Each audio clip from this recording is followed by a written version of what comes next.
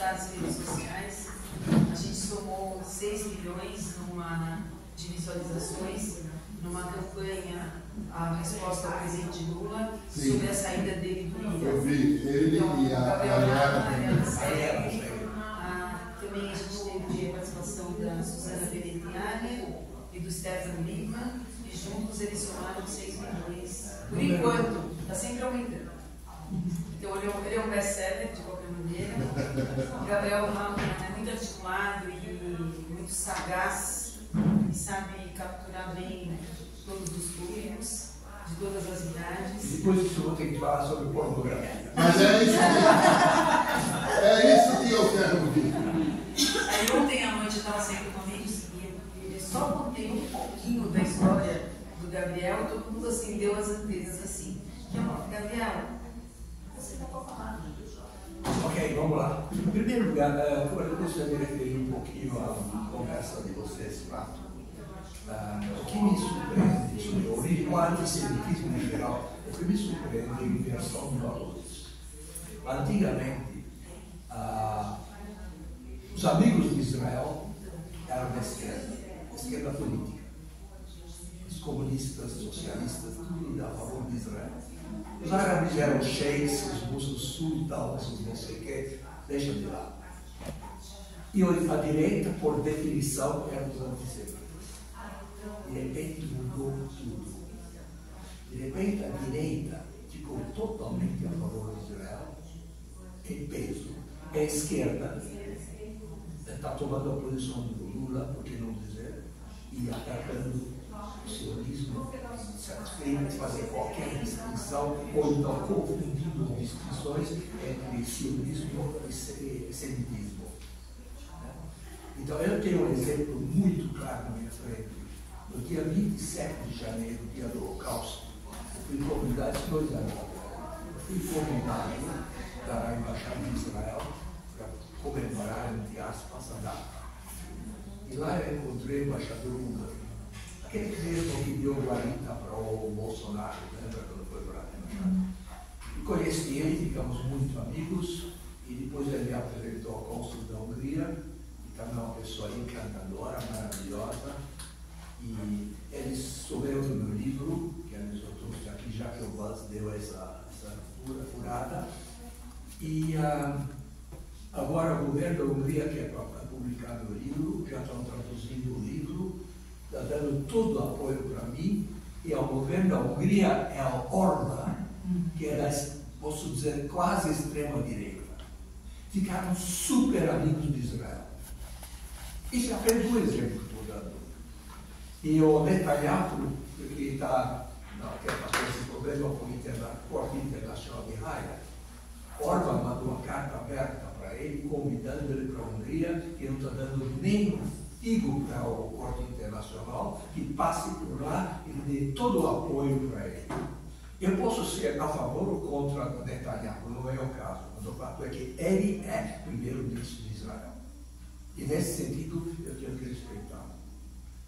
Então, de repente, a direita ficou super amigo de Israel, enquanto a esquerda é aquilo que estamos vendo por aí, uma esfaldeada toda. Mas eu gostaria de falar então a minha história, que é uma história de horror, em primeiro lugar, uma história de horror, e ao mesmo tempo, uma história de muita esperança e resiliência. Eu fiquei um pouco emocionado quando falou sobre esse assunto, aí entra o lado pornográfico da história. Tá? Bom, o negócio foi o seguinte, eu cheguei ao Brasil em 1951, por aí, e não falava uma palavra em português, até hoje eu sou meio assim, em termos de sotaque, mas de qualquer forma naquele tempo não falava nada, mas eu já tinha feito o ginásio, eu não queria repetir o ginásio de novo no Brasil. Então fui me inscrever no curso da minha mãe, que eu tinha naquele tempo 13 anos de idade, me inscreveu no curso de supletivo, para fazer o ginásio no ano só. Entrei lá, um monte de gente, não falava com ninguém, não conseguia falar com ninguém, mas eu conhecia, mesma idade eu, naquele tempo já tínhamos 16 para 17 anos, e tinha uma mocinha que era austríaca. Portanto, falava ela alemã. enquanto eu falava fluentemente alemão também. Então nós ficamos muito amigos, porque a única pessoa com quem nós podíamos conversar um com o outro.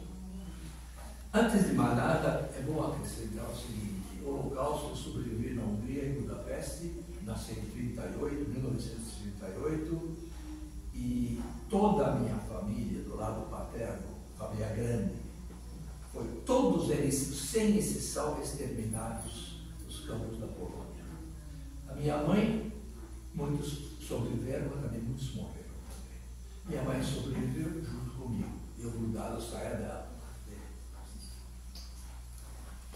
E então eu conheci essa mocinha austríaca e ficamos muito amigos, e a amizade transformou-se num namoro. E aí entra a troca. Começamos a namorar, mas isso nos anos 50. Namoro nos anos 50 era diferente do que hoje, né? Bem diferente. E nós namoramos durante um ano, mais ou menos, quando terminamos o curso, passamos os dois. E ela morava em São Bernardo, que era uma viagem de São Paulo até lá, eu morava em São Paulo. E a gente se separou. Eu entrei na escola científica, fiz científico, tive outras namoradas, enclausurei ela no canto, digamos assim, carinhoso da minha alma. Foi muito bom enquanto durou. Mas naquela idade as coisas não duram muito, né? Como dizia a ministra de Braga, o amor eterno enquanto dura. Aí eu fiz científico, depois eu fiz faculdade, Getúlio Vargas, administração de empresas, depois trabalhei em várias empresas, depois eu fui para a Austrália, na Austrália morava o irmão da minha mãe. E eu fui para a Austrália, lá também trabalhei, fez pós, trabalhei lá. E 10 anos depois desse incidente todo que eu contei, eu voltei para o Brasil. Por razões familiares, voltei para o Brasil. E procurei emprego. Como sempre, o Brasil estava em crise. E quando o Brasil não está em crise? Eu achei emprego na Volkswagen. É óbvio que é Volkswagen, porque eu falava fluentemente alemão naquele tempo de gerência, inclusive de gerência para cima, tudo era alemão. Tudo era alemão. E eu falava alemão fluentemente, além disso, Getúlio Vargas. Então, achei emprego como assistente do diretor de propaganda e marketing da Volkswagen. Outro cara. Eu tinha já 27 anos por aí. Quem eu encontrou lá? A mesma mocinha. O destino tem um senso de humor incrível. Essa altura era já uma mulher casada, separada, sem filhos, eu solteiro. Eu dou um pirulito para quem adivinhar o que aconteceu. Voltamos a namorar. Voltamos a namorar, foi muito legal, tudo mais. E o pai dela trabalha na Volkswagen também, era gerente do departamento. E me apresentou o pai foi muito gentil, me recebeu muito bem, me convidou para a casa deles para, sei lá, lanche ou qualquer coisa. Fui para a casa deles, lá conheci a mãe, também uma pessoa muito amável, conversas muito boas, muito bem, quer dizer, aquela coisa de quase genro com quase sogro, né? A mãe descobriu, por exemplo, que eu gostava muito do doce alemão chamado Sachertorte, não sei se alguém conhece Sachertorte, e me fazia especialmente Sachertorte para mim, porque eu gostava muito. Evitava o assunto Segunda Guerra Mundial. Eu evitei, porque não sentia a necessidade de falar junto com a família alemã sobre esse assunto. Bem, ela sabia que eu sou judeu desde o primeiro dia que nos encontramos, 10 anos antes, sabia porque eu devo ter contado para ela sobre a minha experiência da guerra, que era a única das experiências que tinha tido até aquela altura. Né? Isso é outra coisa, o nome Valma, húngaro, Valma, não tinha outro jeito, tinha que ser judeu. Né? Quer dizer que ela sabia. Então evitamos esse assunto por causa de certo pudor da minha parte, porque sempre os botões, olha, ela sabe que se os judeus tivessem qualquer coisa contra os judeus, não estaria me namorando a segunda vez já agora. E ela também evitava, sei lá por quê, evitava. E assim foi, um namoro muito legal, e até que um dia ela me chamou e disse assim: Gabriel, nosso namoro não vai dar certo, vamos nos separar, tenha uma boa vida, adeus. Tudo bem. Só que tem um pequeno detalhe que não entendia. Enquanto falava tudo isso, ela chorava. E chorava muito e me acariciava. Ora, não se desfaz um namoro inconveniente chorando, isso não está na ordem do dia, né? Então eu fiquei extremamente intrigado, ainda insisti com ela. Quem sabe cheguei a falar com ela sobre casamento também, já temos 27 anos, né? Mas não tinha jeito, ela queria separar e nós nos separamos.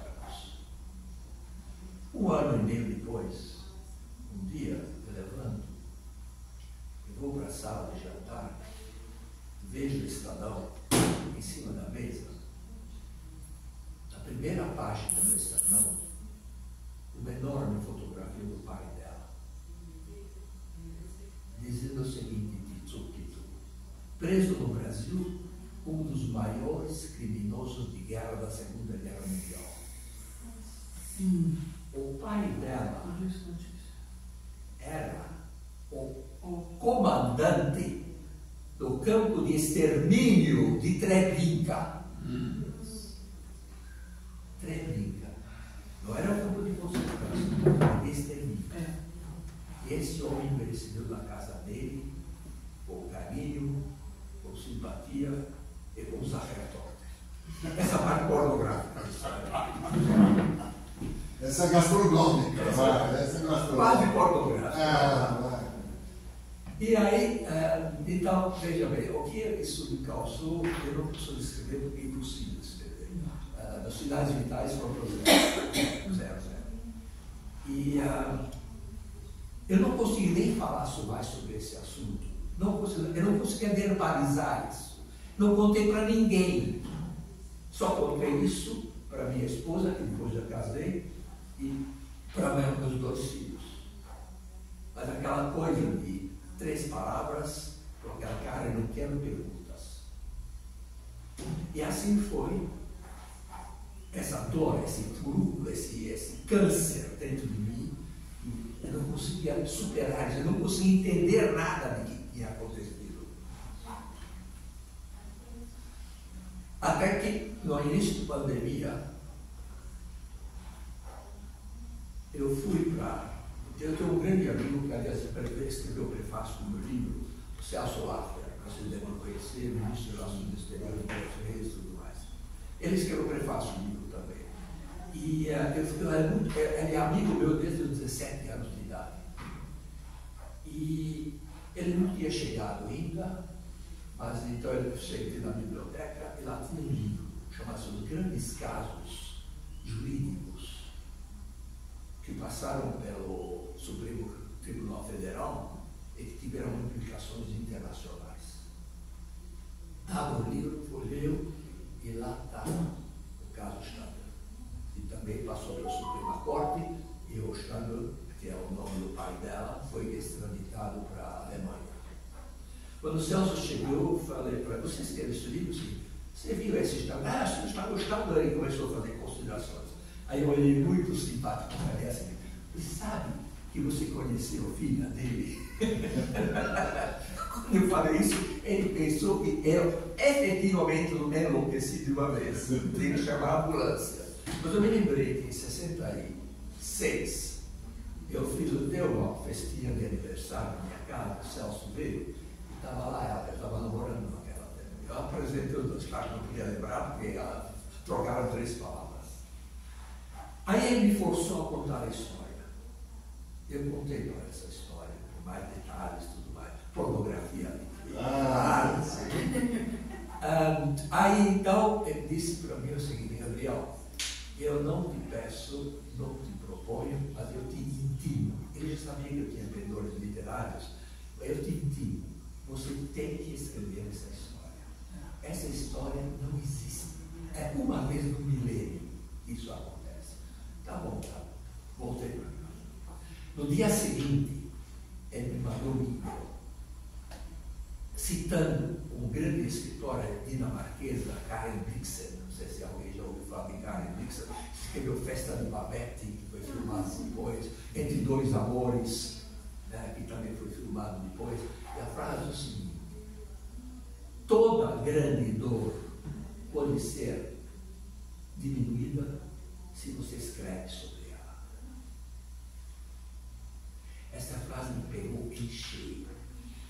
E foi aí que decidi escrever um livro, que eu trouxe comigo. Pelo menos vamos ter um livro. Que é essa aqui. Ingrid, a filha do comandante. Esse livro. Bom, eu dei, nessa época, mais uns veio um podcast com o Vilela, que é Inteligência Limitada, não sei se conhece. Eu vi. Você viu o Eu vi, podcast? senhor. Eu vi aqui, né? E aí, mas agora que vocês vão falar, vocês vão ouvir. 3 ou 4 dias depois, toca o telefone em casa. O seu Gabriel foi atender, uma voz masculina, muito boa, que é voz muito simpática e mais assim. Meu nome é tal e tal, eu sou o neto do Carrasco. Era o filho da irmã da minha namorada. Eu quero falar consigo. Ele veio em casa. Nós tivemos uma boa conversa. Sabe, eu tinha medo, eu não sabia o que vai falar. Eu convidei o Márcio Pitlu, que você nem encontrou, para ficar de lado, porque não sai de repente mesmo para quê? Aí que é pornográfico. Então, o Márcio estava lá junto comigo. E o Márcio escreveu o pós-fácil do meu livro, inclusive essa passagem. E então, tivemos uma boa conversa, as quais disse o seguinte: olha, eu conheci meu avô quando era criança, bem pequena. Eu era criança bem pequena, e depois eu falei muito com meus familiares sobre ele. Ele não se achava um criminoso. Não era um criminoso.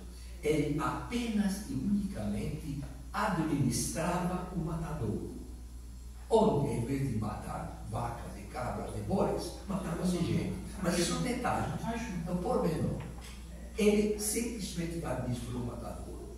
Era um homem, foi escrito uma biografia sobre ele, chamada Into That Darkness, que você conhece. Into That Darkness. Era um homem que nunca, jamais cometeu qualquer infração. A filha falava para mim sempre, mas sem falar em holocausto, não é nada disso. Olha, meu pai nunca levou a multa de trânsito. E saiu da guerra, novamente, nunca levou uma multa de trânsito. E tanto assim que recebeu em casa um judeu, cuja família inteira foi destruída nos campos da Polônia. Bom, o fato é o seguinte: ele disse que é isso que é a situação, meu avô não achava-se um criminoso. Simplesmente é isso. E a pergunta que eu fiz para ele: é minha ex-namorada? Eu tinha muito carinho por ela, porque eu só tinha carinho por ela, porque ela sempre se comporta de uma forma maravilhosa comigo. Ela disse que ela vive ainda. Ela vive numa cidadezinha pequena, minúscula cidadezinha no interior. E vem agora outra surpresa para vocês. Nessa mesma cidade, minha filha casou com um fazendeiro cuja fazenda fica exatamente nessa cidade. Quer mais? Quer mais? Quer que invente mais coisas? Não precisa. Então, muitas vezes eu vou, porque minha filha tem uma casa de campo dentro da fazenda, e eu frequento às vezes a casa de campo dela, né? E o marido dela. E eu provavelmente já cruzei com ela muitas vezes na cidade. Só que quem vai reconhecer uma pessoa 60 anos depois? Não sei tão assim. Aí eu falei: olha, eu gostaria muito de conversar com ela. Claro que antes disso eu quis permitir a minha mulher, né? Claro. Eu posso ser ingênuo, mas não sou burro. Então, ela disse, não, claro, isso foi antes de te conhecer também. Eu gostei muito de conversar com ela. E ela disse, ele disse o seguinte, olha, eu vou falar com ela, mas eu duvido. Porque a família ficou tão profundamente traumatizada por todo esse incidente, tudo isso que aconteceu, eles não querem saber de nada que é daquela época. E assim foi. Conversou com ela, e ela disse, não quero falar. Então, essa é a história. Agora veja bem, daí para frente, as conjecturas. O que aconteceu? O que provavelmente aconteceu, o principal, era o seguinte. No Volkswagen, o presidente do Volkswagen, o tal Schulz-Wenger, né, que era presidente, era conhecidamente o portador do carteiro nazista, na época. Né? E ele era simpatizante e muita gente na Volkswagen era antigos nazistas. Isso era lugar comum. Então, alguém sabia quem era o pai da menina, isso protegia ele. Poderia ter sido a Odessa, vocês conhecem o nome de Odessa, ou pode ser o próprio Schulz-Wenger, ou pode ser o outro, que é o Stille Hilfe, Ajuda Secreta, que era o filho do Göring, que fundou a Stille Hilfe. Tanto faz. O fato que alguém protegia o pai. E o outro alguém encontrou-nos, que sabia do assunto, encontrou-nos, eu sei até quem foi, mas eu não posso falar porque a família está por aí. E encontrou-nos, viu-nos juntos, e deve ter procurado o Schulz, que era muito amigo. Foi ele, esse amigo, foi que me conseguiu o emprego da Volkswagen. E ele foi falar com o Schulz-Wenger, ou seja, quem foi, dizendo, vocês estão loucos. Imagina se esse rapaz descobrir quem é o pai da menina, da Emily. Imagina o que vai acontecer. Aí eles chamaram imediatamente o pai e disseram o seguinte para o pai, olha, isso é tudo conjectura minha, mas acho que não está muito longe da verdade. De 3 hipóteses, uma delas. Ou esse namoro termina já, ou nos deixamos de te proteger, ou então a solução mais simples. Cortamos a garganta do menino. Minha garganta. Quer dizer, pode ser até, muito possivelmente, que ela salvou a minha vida. Posso falar? E claro. Sem cortar. Só fazer uma colocação, 2 perguntinhas. Primeiro, muito gentilmente, o Gabriel culpou-nos da história dele de sobrevivência com a mãe, sem a mãe, com a mãe, sem a mãe, durante a guerra. Que também é outra saga importante a se conhecer, que já vem junto com a personalidade dele. E da mãe dele, né? Com certeza. Não sei se a gente tem tempo para ele contar um pouco sobre isso. Depois, eu e o Gabriel e eu, temos uma história em comum. No dia que eu dei para ele o livro que eu escrevi, Ian Scott, Uma Vida em Defesa da Infância, e aí foi quando ele me contou e eu queria que você falasse um pouquinho sobre por que a gente tem essa dimensão e o que aconteceu com você quando você soube disso. Bom, veja, esse livro que é a biografia do Stadler, eu vou falar o nome dele porque já é lugar comum, não tem nenhum segredo. O Stadler, que era comandante de Treblinka, ele, quando foi preso, ele, não sei quem isso foi procurado por uma escritora húngara, por sinal húngara também, que era jornalista do London Times, ou coisa assim, vale. E escreveu, e teve autorização, ele deve ter pago um bom dinheiro para a família, porque a família ficou indigente depois disso. Né?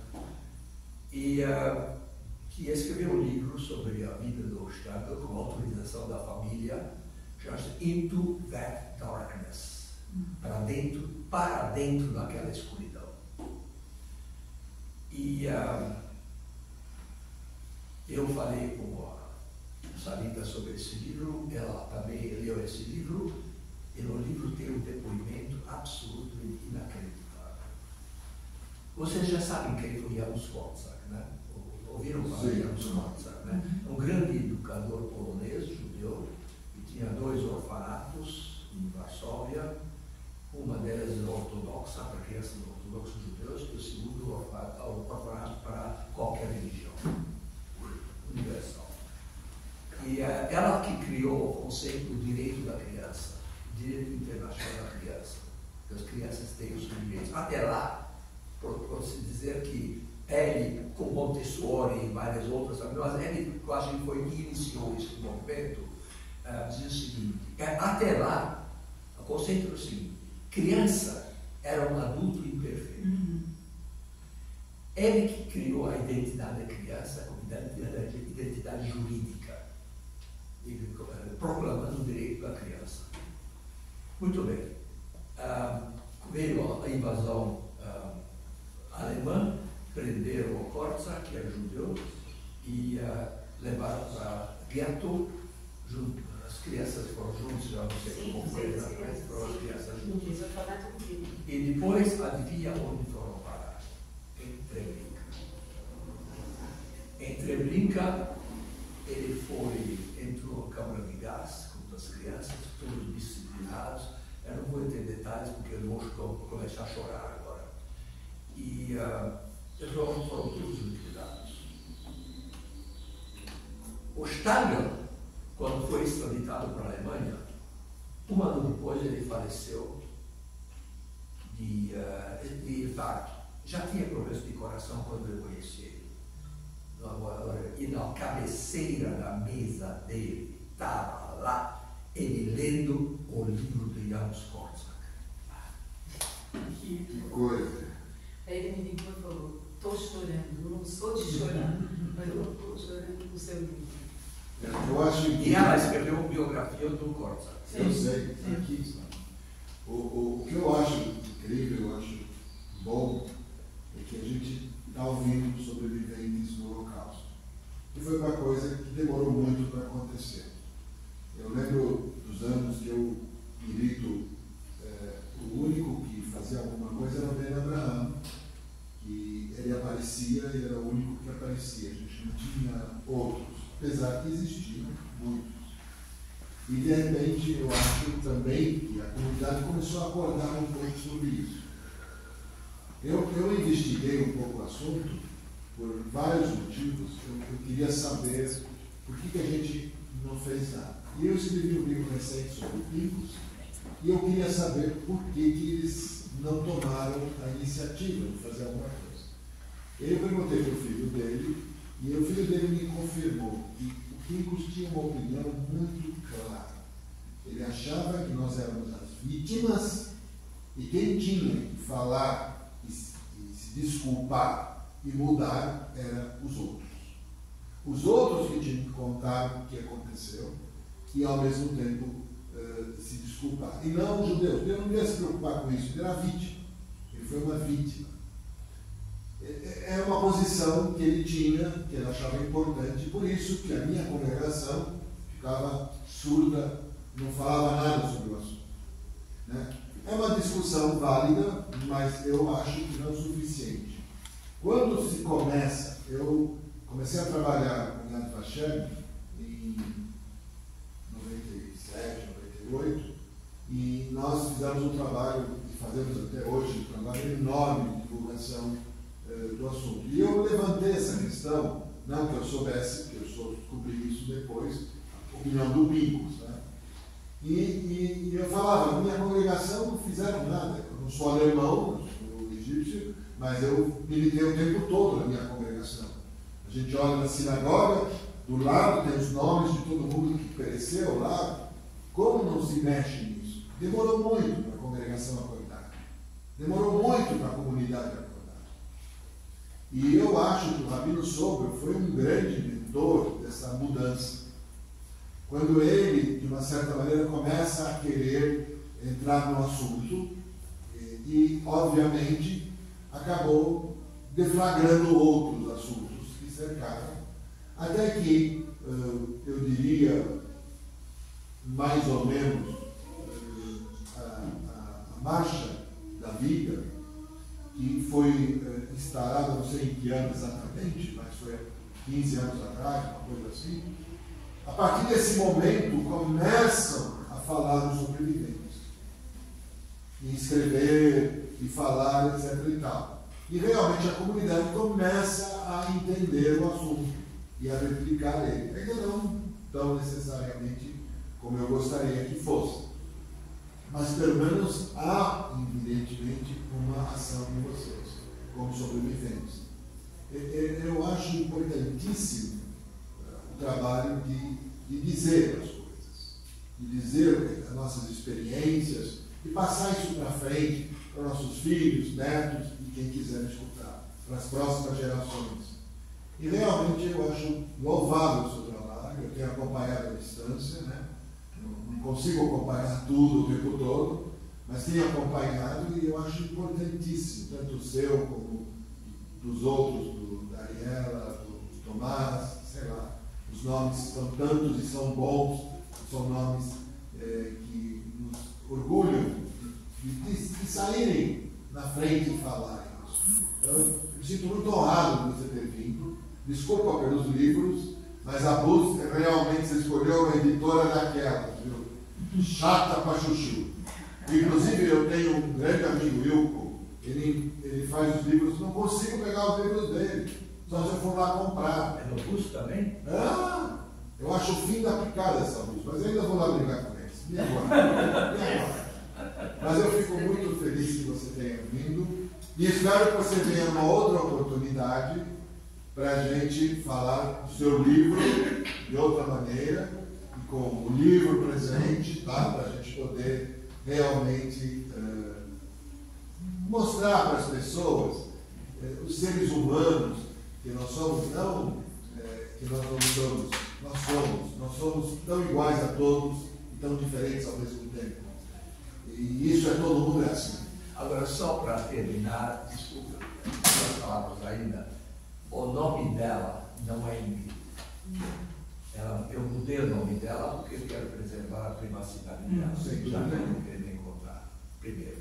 Segundo lugar, nesse livro, ela é a grande heroína. Porque o pai é o pai, não sei se fazer mais nada. Eu menino ingênuo, apaixonado, as duas vezes. Primeiro é uma espécie de papelão, né? Papelão, não sei como traduzir para português. E a segunda vez, de fato, ingênuo e apaixonado, e acabou-se. Ela é a pessoa que é heroína. Porque imagine a resiliência, a força de vontade dela, numa época quando ainda o ódio pairava no ar. Na época em que os protagonistas estavam vivos ainda. O que ela deve ter escutado por namorar o horrível dicto, o judeu? E ela insistiu, ela persistiu 2 vezes e talvez salvou minha vida. Eu tinha, quando descobri quem era o pai dela, tinha uma espécie de comichão, vamos dizer assim, de ligar para ela, para dizer apenas uma frase: eu sinto muito por você, e desligar o telefone. Mas não fiz. Toda a minha família exterminada estava aqui sentada no ombro, dizendo: respeite-nos. Respeite-nos. Eu não fiz. É uma situação perto e perto. Se eu tivesse ligado, eu teria que dar explicação para eles. Se não ligar, eu tinha que dar explicação para ela.